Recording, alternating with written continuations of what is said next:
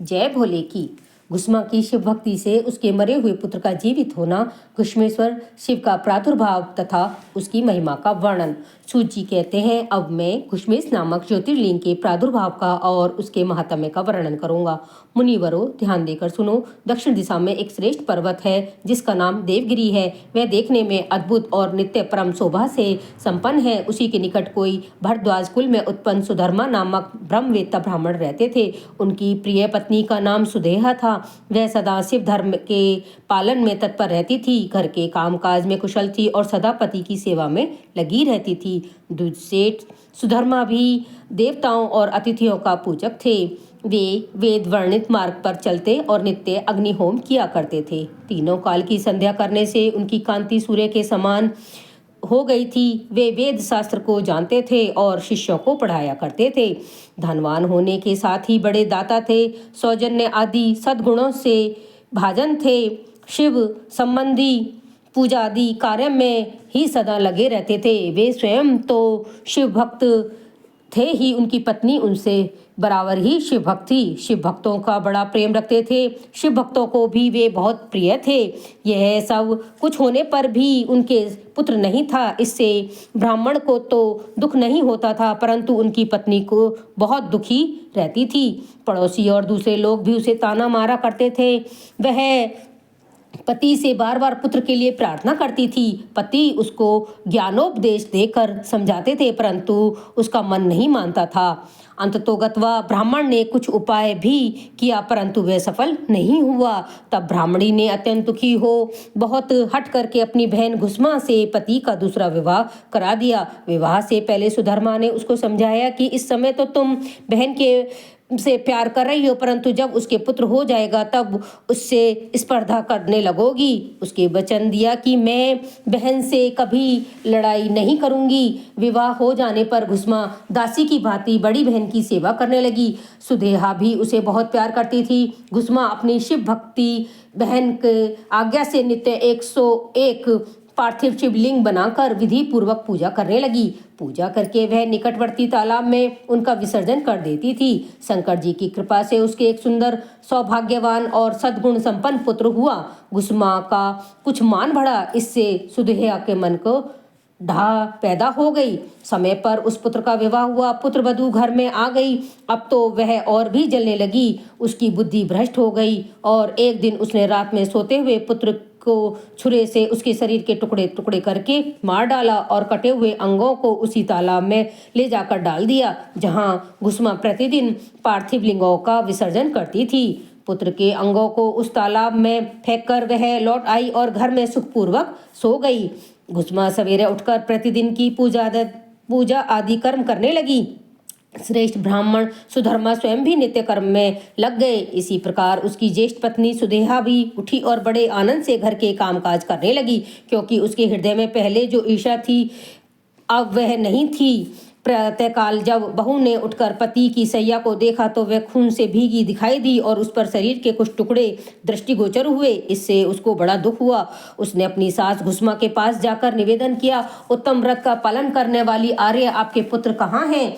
उसकी सैया रक्त से भीगी हुई है और उस पर शरीर के कुछ टुकड़े दिखाई दे रहे हैं। हाय, मैं मारी गई, किसने यह दुष्ट कर्म किया है? ऐसा कहकर वह बेटे की प्रिय पत्नी भांति भांति से करुण विलाप करती हुई रोने लगी। सुधर्मा की बड़ी पत्नी सुदेहा भी उस समय हाय मैं मारी गई ऐसा कहकर दुख में डूब गई। उसने ऊपर से तो दुख किया, किंतु मन ही मन वह हर्ष से भरी हुई थी। घुस्मा भी उस समय उस वधू के दुख को सुनकर अपने नित्य पार्थिव पूजन के व्रत में विचलित नहीं हुई। उसका मन बेटे को देखने के लिए तनिक भी उत्सुक नहीं हुआ।